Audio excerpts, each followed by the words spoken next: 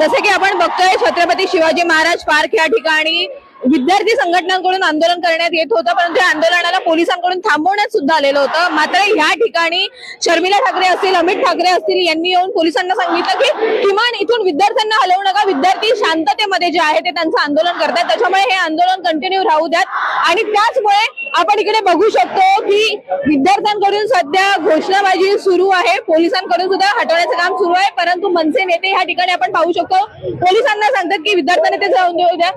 संदीप देशपांडे सुद्धा या ठिकाणी आपण पाहू शकतोय की ते सुद्धा या ठिकाणी आहेत। सध्या त्यांच्याकडूनच जे आहे ते पोलिसांना सांगण्यात आलेलं आहे की हे आंदोलन कंटिन्यू राहू द्यात। आणि त्याचमुळे सध्या आपण इथे सगळे बघू शकतो की अंकल आप पुलिस में है, क्या हालात कर दी है देश की, प्रश्न उपस्थित केले जात आहेत विद्यार्थ्यांकडून। इथे अनेक विद्यार्थी सुद्धा आपण या क्षणाला बघू शकतोय जे विद्यार्थी सध्या आंदोलन करतायत। विद्यार्थ्यांची संख्या सुद्धा मोठ्या प्रमाणात या ठिकाणी जमा झालेली आहे। सर्वांनाच माहिती आहे की रविवार पासून उद्धव ठाकरे गटाकडून जे आहे या आंदोलनाला खरं तर सुरुवात झालेली होती।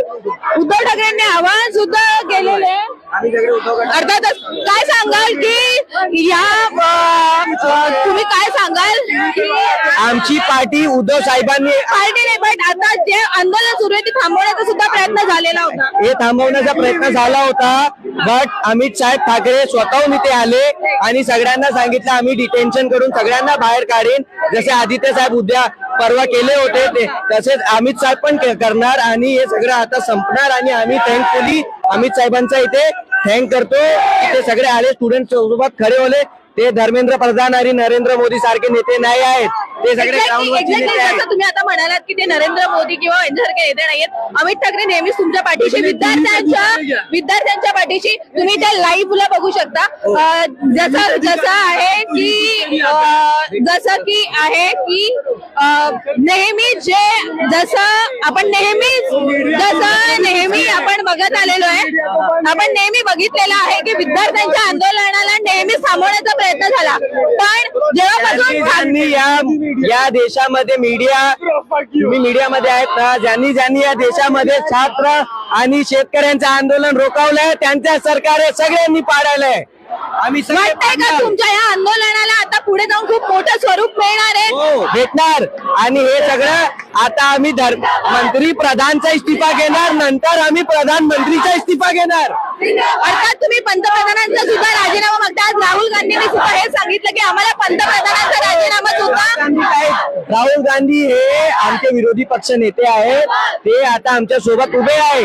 बीजेपीचा कोणता नेता आमच्या सोबत नाही, ते आम्हाला काय सांगतात आम्ही दहशतगर्दी आहोत, हे सगळं बरोबर नाही। पण आज जे पॉलिटिकल लीडर आहेत त्यांनी सुद्धा सगळ्या प्रोटेस्टर्सला, आंदोलकांना आतंकवादी म्हटलेले, याचा रोष कसा? आतंकवादी कुछ नहीं, असली नेशनल जहाँ पे खड़े हैं तो वहाँ पे है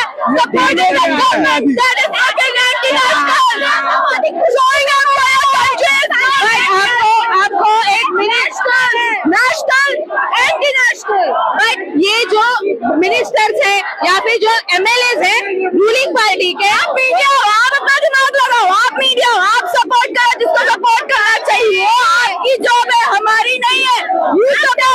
मोदी मी काय सांगतोय आता तुम्ही हे सगळे क्लोज करा, आता पीसफुली प्रोटेस्ट एंड होणार। अर्थातच आपण ती बघतोय हे आंदोलन आता पुढे चाललेले, हे आपण बघतोय की आंदोलन आता पुढे निघायला लागलेलं आहे आणि या आंदोलनामध्ये अनेक विद्यार्थी असतील, पालक असतील, ते सुद्धा जे आहे ते सहभागी व्हायला लागलेले आहेत। त्याच्यामुळे एकंदरीतच